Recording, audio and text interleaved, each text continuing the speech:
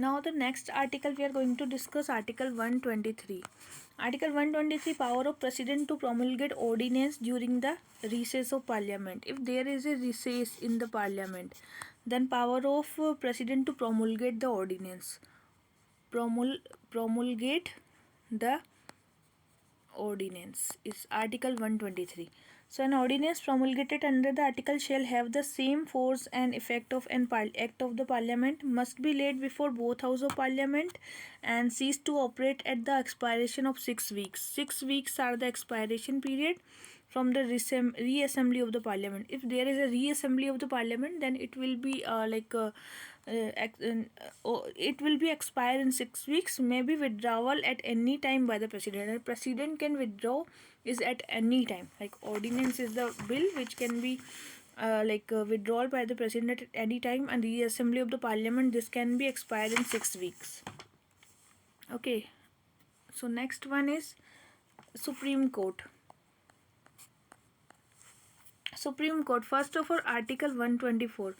Article 124, establishment of the Constitution of Supreme Court. Supreme Court of India shall be constituted with the Chief Justice and not more than 7 other judges. So this was before that, like CJI and 7 judges. It was in starting, but now presently 32 or 33 judges are there in the Supreme Court. So judges of the Supreme Court are appointed by the President in consultation with the judge of the Supreme Court and High Court in the state. Judge shall hold the office until he attains the age of 65 years. So 65 years are required for that. Removal of judges. A judge may by writing under his hand address the president and resign his office. So writing under his hand to the president is a resignation. Removal of judges. A judge may writing under his hand address to the president. And Chief Justice of India must be consulted in the case of appointment of judges other than Chief Justice. So in Chief Justice of India case, he can't say anything, but in other judges case, Chief Justice of India will be there.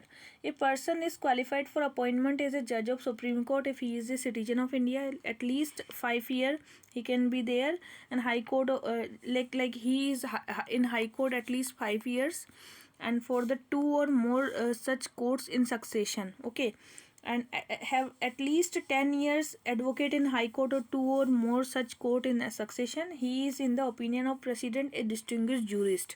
So these are some criteria for the Supreme Court judge.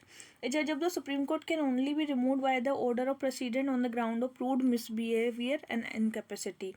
No person who has held office as the judge of Supreme Court shall plead or act in any court or before any authority within the territory of India.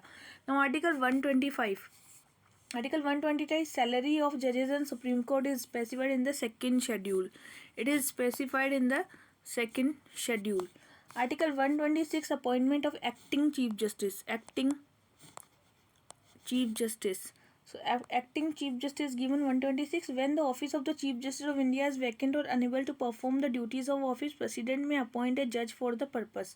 Article 127, appointment of ad hoc judges. 127 is for ad hoc judges. Okay, and Chief Justice of India can appoint a judge with the consent of President and in consultation with the Chief Justice of High Court concerned.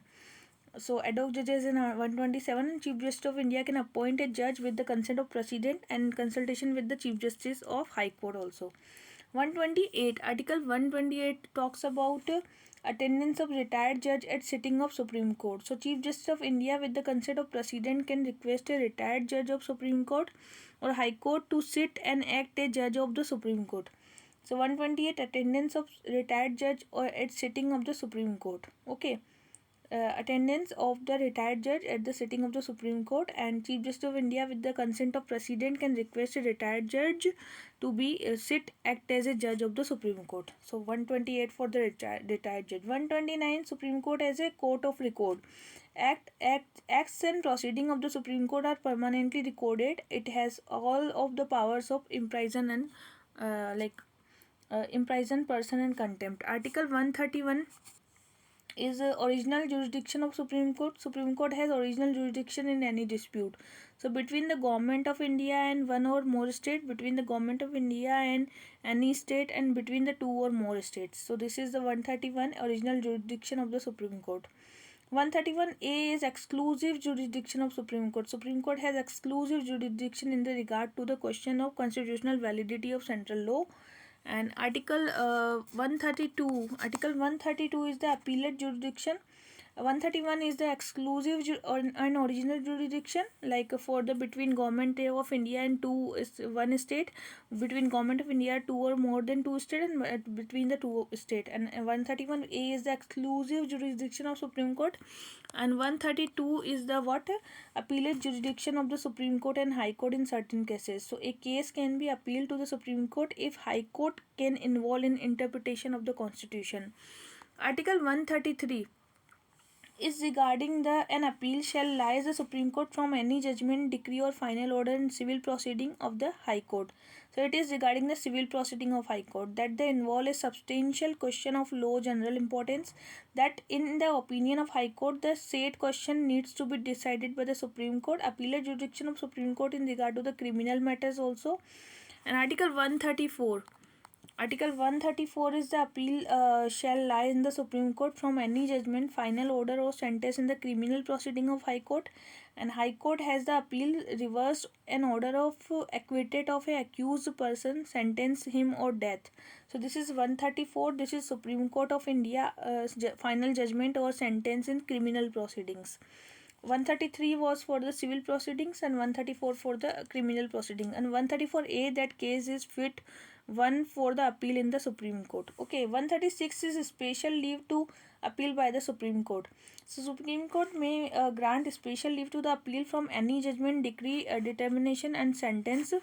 So that is the special grant to the Supreme Court, that is in 130. Special leave to appeal by the Supreme Court is 136. Supreme Court cannot exercise special leave in armed force, but in the time of armed force President will be there, not Supreme Court.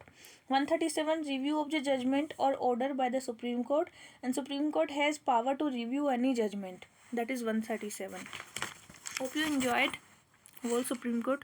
Now we are going to discuss about CAG. I given some articles which will be really important. 148 Comptroller and Auditor General of India appointed by the President. Salary allowances of Comptroller Auditor General in India is second schedule. It's in also second schedule.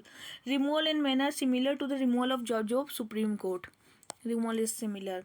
The administrative expense of the office of CAG are charged on Consolidated Fund of India. Duties and power of the Comptroller and General by Union, the Comptroller Auditor General by State, and any other authority of body prescribed by Parliament. The account of the Union and the State are kept in the form as prescribed by the President. So CAG audit will be done by the CAG. Okay. And the report CAG on the account of the Union are submitted to President, who is the turn lay them before each House of Parliament. The report of CAG on the account of State are submitted to the Governor, whose turn lay them before the legislature of the state. That is about the CAG. So these are the important facts which I described here. Now